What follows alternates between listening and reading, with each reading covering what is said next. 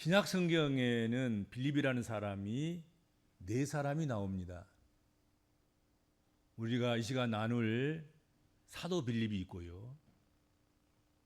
그리고 또 한 사람은 예루살렘 교회의 7 집사 중에 한 사람인, 그리고 에디오피아 여왕 간다게의 내시를 만나서 성경을 가르친 사람인 빌립이 있습니다.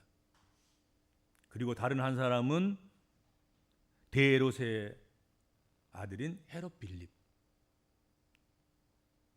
그리고 마지막으로 이두레와 드라고닛 지방의 분봉왕이었던 빌립. 이렇게 신약 성경만 해도 이름이 같지만 다른 사람들이 이렇게 출연하고 있다 하는 것이죠.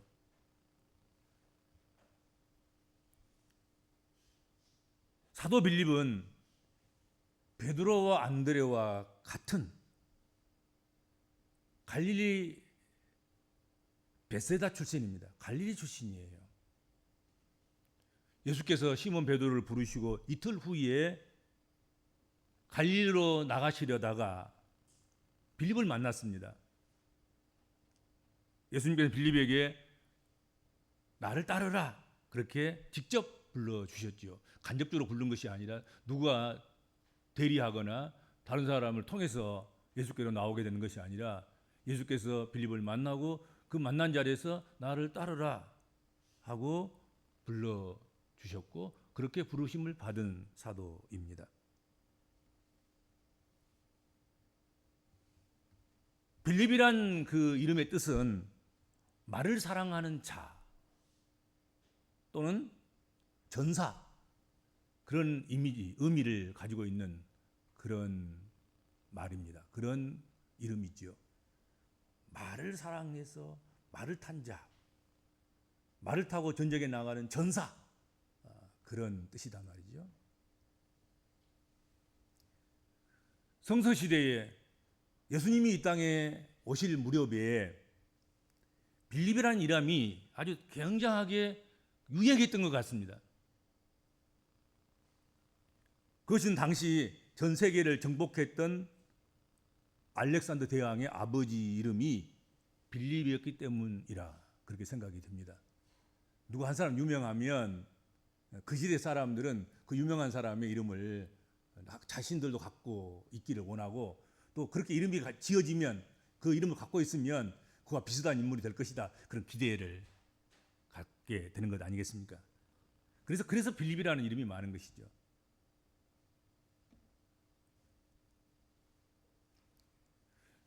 우리가 사도 빌립을 생각하면 제일 먼저 떠오르는 이미지가 있습니다. 예수님을 만나서 부르심을 입고 난 다음에 그 끓어오르는 열정, 끓어오르는 그런 예수님에 대한 자랑하고 싶은 마음, 내가 예수를 만났다. 내가 만난 예수는 보통 분이 아니라 하나님의 아들이시다. 메시아다.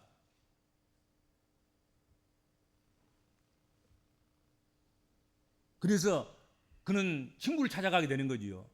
친구 나다나엘에게 가서 와보라 하는 말을 했던 사람. 그 사람이 바로 사도 빌립이다 하는 것이죠. 빌립은 주님으로부터 부르심을 받자마자 나다나엘을 찾아가서 모세가 율법에 기록하였고 여러 선지자가 기록한 그 일을 우리가 만났으니 요셉의 아들 나사렛 예수니라 하고 전하는 것이죠. 모세의 율법에 기록되어 있고 여러 선지자가 이분에 대해서 이야기하고 기록했는데 내가 그 일을 만났다. 그분을 만났다. 그분은 다른 사람이 아니라 요셉의 아들 나사렛 예수니라. 그렇게 전한 것이지요. 그러자 나다나엘이 보통 사람이 아니죠. 또 나사렛에서 무슨 선한 것이 난다냐, 나사렛에서 무슨 선한 것이 나겠느냐 하고 조롱하고 의심하고 비평했습니다. 그렇게 판단한 거지요. 내가 아무리 성경을 연구해봐도 나사렛에서 그 시골 골짜기에서 메시아가 난다는 말을 내가 들어본 적도 없고 알지도 못한다. 어찌 그 거대하고 위대하시고 광대하신 하나님의 아들 예수가 나사렛에서 날 수 있냐? 그럴 수는 없다 하고 비아냥거리고 의심하고 비평했을 때 빌립은 얼마든지 그와 논쟁할 수도 있었을 것입니다. 아니, 내가 만났다 아닙니까? 내가 만나서 확인한 거야. 그래서 모세 율법도 가봤고 또 선지자들의 글도 내가 찾아봤는데 틀림없어. 그렇게 논쟁하려면 얼마든지 논쟁할 수 있었겠지만 논쟁하지 않고 그렇게 조롱하고 비평하고 비난하고 그러할지라도 너 지금 속은 거야. 넌 미혹당한 거야. 너는 오직 했겠습니까? 그렇죠? 안 가려고 뻗댄 사람이, 안 믿겠다고 뻗댄 사람이 무슨 말인지 못 하겠습니까? 근데 빌립은 논쟁하지 않은 거예요.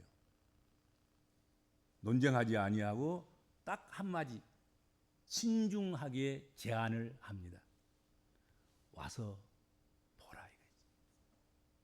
와서 보아라.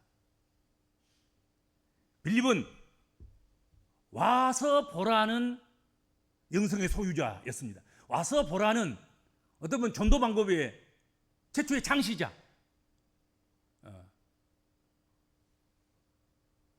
자신이 많은 설명을 하고 설득을 하는 것보다 예수님을 한번 와서 만나는 것이 가장 확실한 방법이라 그렇게 생각했던 것이죠. 여러분, 그렇습니다. 토론과 논쟁에서 이긴다고 해서 상대를 하나님 나라로 이끌 수 없다. 오히려 토론과 논쟁에서 우리가 이기면 그리스도인들이 전도하다가 어떤 토론에 또는 어떤 논쟁에 끌려 들어가서 혹시 행여라도 뭐 실력이 있어서 능력이 있어서 지혜와 지식이 출중해서 그를 그냥 아무 소리 못하게 입을 봉해버릴 수 있도록 그렇게 토론과 논쟁에 이겼다 할지라도 그를 하나님 나라로 이끌 수는 없습니다. 이미 그는 토론에 지고 논쟁에 지고로 말미암아서 오히려 하나님 나라를 저마치 멀리 떨쳐놓고 하나님 나라로부터 도망치는 그런 결과를 초래할 수 있다. 마음문을 닫아버리게 하는 것이죠. 그렇잖아요. 그러므로 복음을 전할 때, 전도를 할 때, 또 행여라도 예수 믿는 사람, 예수 안 믿는 사람한테 또는 예수 믿는다고 하더라도 연약한 믿음의 사람들에게 어떤 도움을 주기 위해서 혹시라도 만남을 갖거나 또 찾아가거나 그런 일이 발생한다고 하면 논쟁과 토론을 삼가하라는 것이죠. 그냥 예수만 전해주면 되고 예수만 연결시켜주면 되고 그러면 된다 이거지. 감정만 상해 놓은 일을 해서는 절대로 안 될 것이다 하는 것입니다. 어떻든 빌립의 말을 들은 나다나엘은 예수님께 직접 나와서 예수님을 만나게 되었고 그는 예수님의 제자가 되었습니다. 논쟁 한마디, 토론 한마디 없이도 예수께 왔고 와서 보니까 지금까지 사모하고 기다렸던 메시아였고 그가 택하여 주심으로 그의 제자가 그의 사도가 되었다 하는 것이죠. 나다나엘은 친구 덕분에 예수를 메시아를 만나고 복음의 사역자라는 귀한 사명을 받아서 감당하게 되었다 하는 것이죠. 그러니까 빌립을 생각하면 바로 그 장면이 떠오르는 거지요. 나다나엘을 찾아서 와서 보라 그랬고 그 12명 중에 한 명인 12사도 중에 한 사람을 그가 전도하는 거잖아요. 놀라운 일을 한 것이죠. 초기교회에 초대교회에 예수 공동체에 한 사람 영혼을 예수에게 소개하고 만나서 12명 중에 하나로 택함 받고 부르심 받고 세우심을 했다는 것은 대단한 것 아니겠습니까? 엄청난 역할을 하는 것이죠.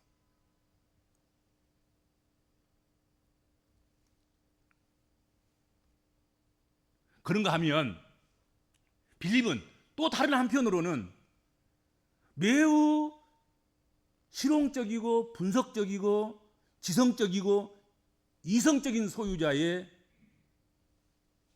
모습을 보여주고 있다.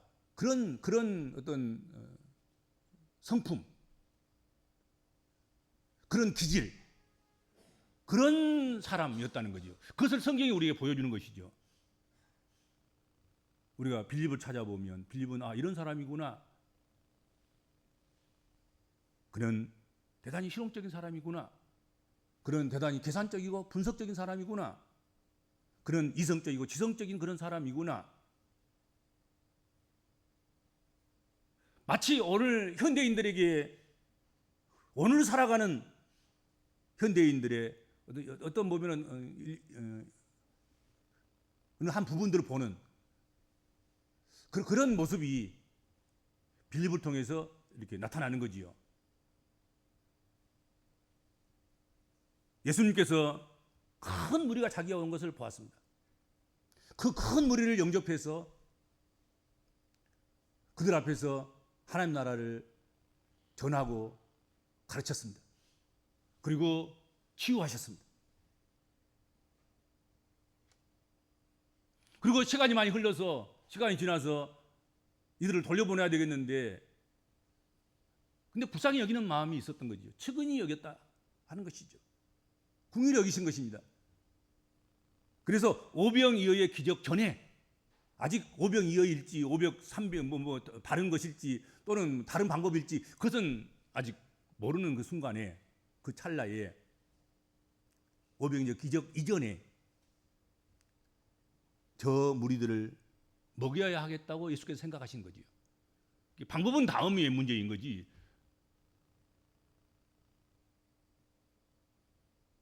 이때 예수님께서 하필이면 다른 사람도 아닌 빌립을 시험하고자 그에게 물으셨다. 성경 그렇게 말씀하고 있습니다. 예수께서 빌립을 시험코야 우리가 어디서 떡을 사서 어디서 떡을 구하여서 이 사람들을 먹이겠느냐? 어디서 떡을 구하고 얼마를 지불하고 떡을 구하고 그 떡을 가지고 와서 어떻게 이 큰 무리들에게 떡을 한 조각씩이라도 먹일 수 있겠느냐? 그렇게 예수께서 빌립을 시험하고자 질문하셨다는 거예요. 그러니까 예수께서는 빌립을 잘 알고 있는 것이죠. 이거 뭐 하나 던져놓으면 그냥 그 자리에서 그냥 머리를 열고 계산을 촥 하고 이성적이고 합리적이고 지성적인 것으로 딱 모아가지고 여기 있습니다. 이렇게 하시면 됩니다. 가합니다. 불가합니다. 이게 딱 나오는 거예요. 또 시험코야 또 그렇게 하신 거예요. 빌립아, 우리가 어디서 떡을 사서 이 사람들 먹일 수 있겠느냐? 빌립은 즉석에서 머리를 굴려서 계산하기 시작합니다. 그리고 가장 합리적이고 타당한 대답을 내놓습니다. 뭐라고 했습니까? 각 사람으로 하여금 조금씩 받게 할지라도 그냥 한 조각 조금 욕이라도 할 수 있는 정도로 그렇게 떡을 나누어 먹는다 할지라도 200데나리온의 떡이 필요합니다. 200데나리온 주고 떡을 사도 그래도 부족할 것입니다. 그는 치밀한 계산력을 유감없이 발휘해서 그렇게 대답해 주었습니다. 저는 뭐 이런 일이 한두 번이 아니었을 것이라고 생각합니다. 3년 6개월, 3년이 넘도록 공생애에 12사도들과 주님이 함께 이렇게 거닐으시고 일하시고 사역하시고 뭐 그러셨는데 이번 한 번뿐이었겠습니까? 성경에는 한 번의 기록으로 남아 있으나 빌립은 일이 있을 때마다 치밀하게 계산하고 그 답을 제시했던 사람이 아닐까? 그런 기질의 사람이 아니었을까? 그러니까 예수께서 빌립을 시험하신 거지요. 또 뭐라고 대답하는가 보자. 또 이렇게 대답하겠지. 예수께서는 아신 거지요. 그렇죠?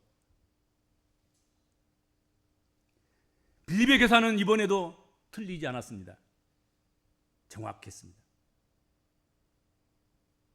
하지만 예수님의 시험에 정답을 맞춘 것은 아니었습니다. 예수께서는 그에게 돈이 얼마나 필요한가, 떡을 구하는데 어떤 과정, 어떤 방법이 필요한가, 그것을 묻기 위한 것이 아니었을 거란 얘기지요. 그는 돈은 계산했지만, 떡값은 계산했지만 예수님을 계산에 넣지 않았다 하는 것이죠. 예수님은 돈 가지고 떡을 사신 분이 아니라 물고기 우말에 보리고 5개 가지고도 5천 명을 먹일 수 있는 그런 능력을 가지신 주님이심을 빌립이 알았어야 되는 것이죠. 믿었어야 되는 것이고, 그거 왜 물으십니까? 주님이 하시면 되지 않습니까? 그러면 될 일인데, 그런 주판부터 튕긴 것이죠. 세상적인 방법으로 이성과 지성을 다 동원해서 계산해낸 것이죠. 떡값을. 떡 한 조각씩 하면 얼마고, 이것이 한 뭉텅이면 얼마고, 그래서 5천 명을 먹이려고 하면 200달러이나 되는 돈을 주고 떡을 사온다 할지라도 그래도 떡이 넉넉하지 못할 것이다, 부족할 것이다, 그렇게 대답한 것입니다.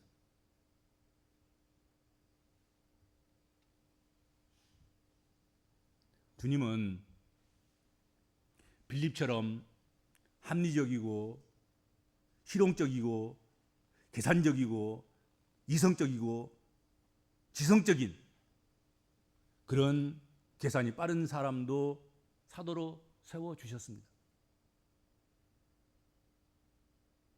왜냐하면 그것이 나쁜 것이 아니라는 것이죠. 그 계산기가 주의 손에 붙잡히고 하나님 손에 들려지면 그것은 불신앙의 도구가 아니라 하나님의 풍성함을 증명하는 그런 도구가 될 것이기 때문에 그렇습니다. 오병이의 기적도 마찬가지 아니겠습니까? 누가 빨리 그렇게 계산해낼 수 있겠습니까? 이만큼의 돈이 필요하고 이만큼의 돈을 줘야만 떡을 사올 수 있고, 그래도 그 돈을 지불한다 하더라도 부족할 수밖에 없습니다. 그런데 오병이의 기적이 일어났으니까 주의 능력이 얼마나 크고 위대한지, 하나님이 하시려고 하신다면 얼마나 놀라운 풍성함을 드러낼 수 있는지 그것을 증언하고 그것을 깨닫게 하고 알게 하는 그런 도구로 결국은 빌립의 그 계산 방법이 사용된 것 아니겠습니까? 그렇잖아요.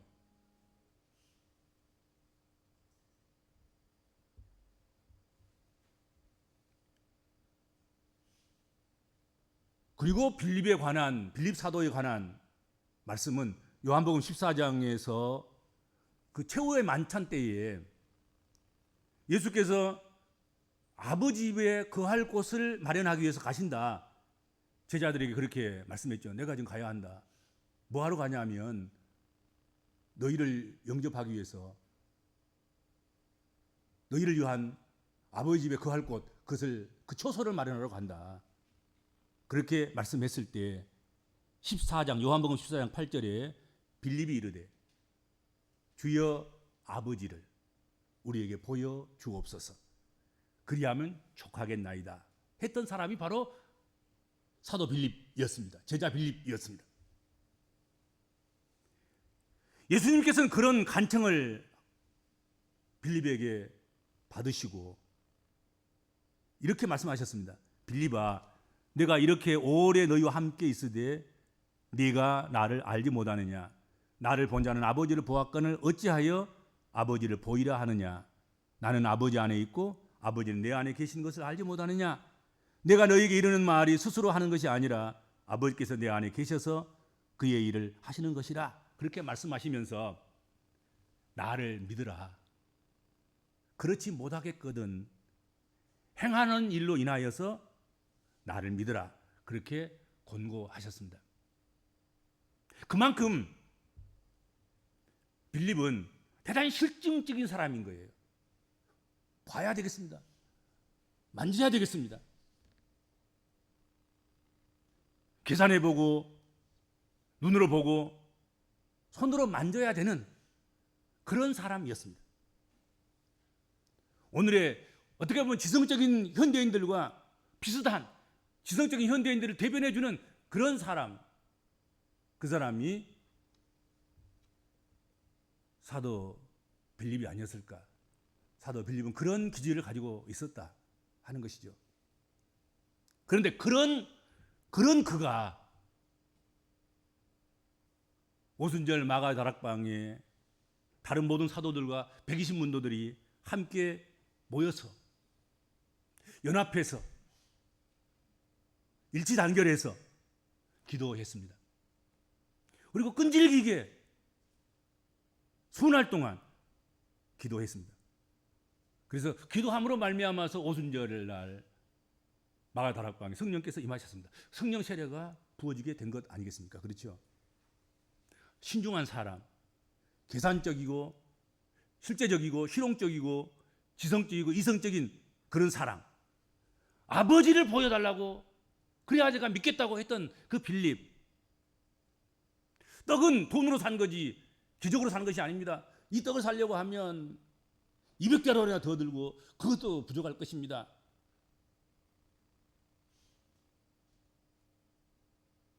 그렇게 했던 사람,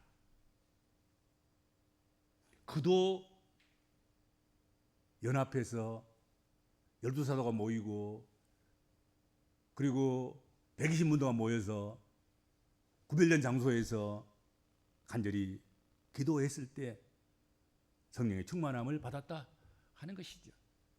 예, 그러니까 기질이 문제가 아닌 거예요. 기질이 나빠서 안 된다, 그렇게 이야기할 수 없습니다. 기질이 어떤 것은 상관없어요. 성령은 기질을 통과하시는 것입니다.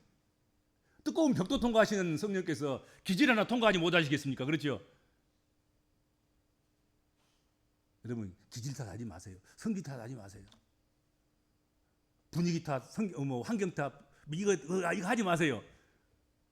여러분, 오순절 마가의 다락방에서 기도했던 그 무리들처럼, 그 사도들처럼, 그 120문도처럼 그렇게 끈질기게 연합해서 함께 모여서 함께 일치된 그런 기도의 내용을 가지고 함께 기도하면 얼마든지 변화된 역사를 이룰 수 있고 사도의 부족한 부분들도 채워지게 되고 이전의 모습과는 전혀 다른 새로운 모습으로, 이전에는 뭐 나서기 좋아하고 쫄랑쫄랑 나타나기 좋아하고 그랬다 할지라도 그 이름이 한 번도 나오지 않아도 괜찮을 만큼 겸손하게 숨겨있는 그런 보화처럼, 보배덩어리처럼 그렇게 일하는 그런 일꾼도 될 수도 있고 그런 거지요. 그렇죠? 초대교회에서의 사도 빌립의 활동은 거의 언급이 거의 없습니다. 아주 언급이 있으면 작은 그 사도들과 함께 뭉쳐서 그냥 나오고 말지요. 그는 예루살렘 교회의 일원으로 다른 사도들과 함께 교회를 이끌면서 복음 전파에 힘썼던 것으로 보여지고 있습니다. 교회사에 따른다고 하면 빌립은 소아시아의 부르기아와 히에라폴리스에서 전도하다가 아주 심한 모욕과 고통을 당하면서 순교했다, 그렇게 전해지고 있습니다.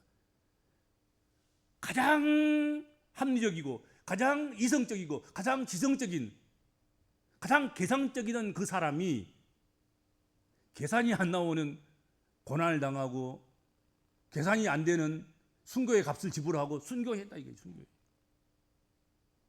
뭐 이런저런 핑계대서 도망칠 수도 있고 이런저런 합리적인 계산을 해서 빠질 수도 있겠고 뭐 숨을 수도 있고 그럴 수도 있겠지만 그냥 계산 없이 순교할 때 오순절 이후에 그는 정말 성령 충만해서 아시아 지역에 복음을 전하고 그리고 복음을 전하다가 끝내는 계산 없이 계산 없이 순교한 거예요.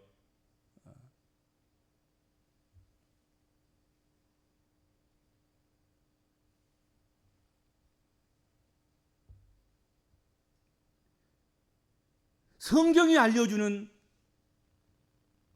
사도 빌립의 그 사역은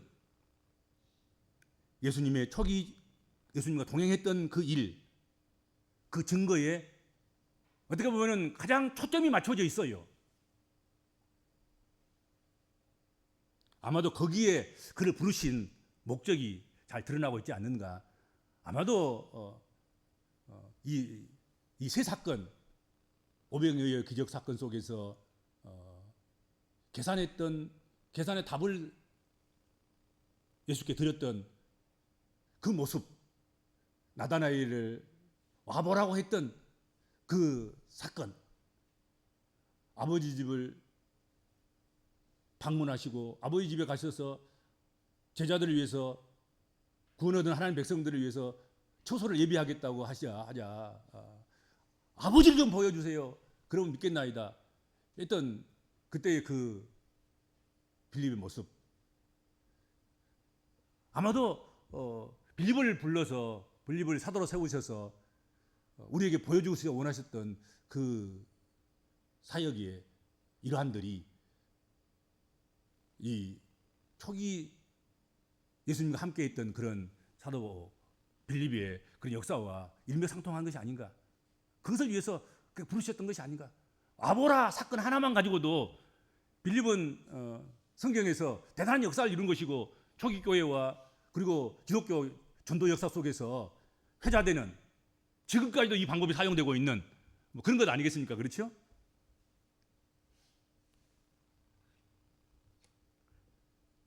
그러니까 길게 쓰여지고 짧게 쓰여지고 협소하게 쓰여지고 광대하게 쓰여지고 너 그런 것이 너무 신경 쓸 이유는 하나도 없습니다. 그렇죠? 뭐 하나에 쓰여지면 어떻고 좁은 장소에서 협소하게 쓰여지면 어떻고 뭐 그건 상관없지요.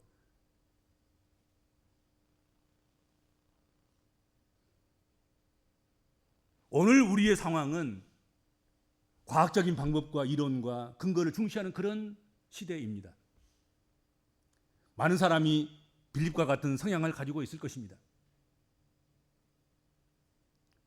주님은 우리의 한계를 넘어서 예수님의 권능을 바라보고 위대한 신앙을 소유한 사람이 되라고 오늘 빌립을 통해서 우리에게 교훈하시고 말씀하고 계시는 줄로 믿습니다. 주님,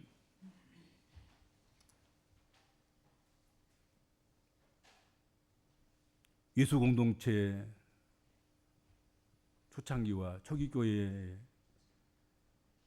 귀하게 쓰여졌던 12명의 사도 중에 오늘 한 분이신 빌립 사도를 함께 묵상했습니다. 그 기질이 고스란히 저희들에게 있음을 우리가 발견합니다. 그런 기질을 가진 빌립을 놀랍게 사용하셨던 것처럼 또한 우리의 몹쓸 기질들, 우리의 장점이 되기도 하고 또 단점이 되는 그런 성품들, 그런 성향들, 그런 모든 것들을 하나님께서는 활용하시며 사용하시며 주의 일을 위해서 쓰시는 줄로 믿습니다. 핑계대지 않고 하나님이 달라시면 하나님께 드려서 주의 나라와 주의 의를 위해서 주의 복음을 위해서 활용되게 하여 주옵소서. 활용됨으로 인해서 우리가 큰 기쁨을 누리고 감사가 충만한 삶을 살아가게 하여 주옵소서. 예수님의 이름으로 간절히 기도하옵나이다. 아멘.